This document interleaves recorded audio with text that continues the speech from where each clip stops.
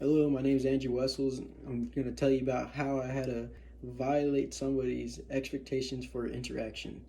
And it was kind of hard because I had to think of a friend that wasn't so outgoing and wasn't so already naturally awkward and weird. It was kind of hard trying to find somebody because a lot of my friends are very, very weird and kind of fit that category of making weird conversations and making people feel uncomfortable.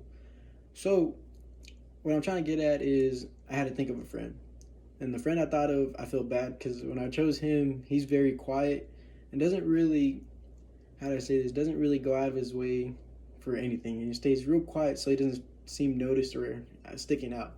So when I chose him, I kind of felt bad, but it's okay because it made it a lot easier when I chose him.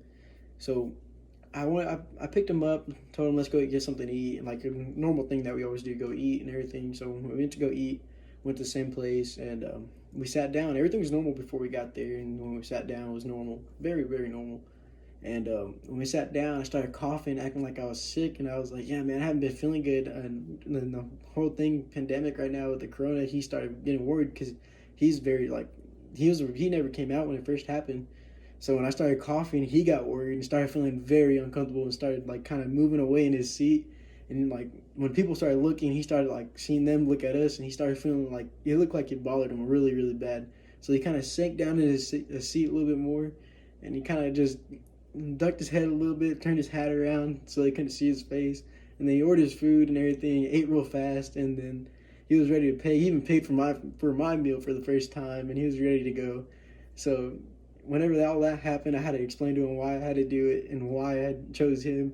And he wasn't very happy about it, but he got a good laugh at the end. But I should have chose a little bit better because I think I started having people look at us because they're thinking I was actually sick, and I kind of feel bad for that, making them feel uncomfortable too.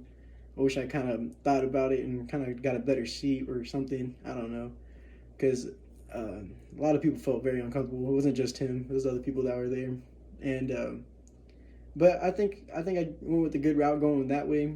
It wasn't during church or anything. It was during just eating meals and just talking and laughing, and that's the risk that people got to go through nowadays. So I think I chose a very very good situation to make him feel very uncomfortable.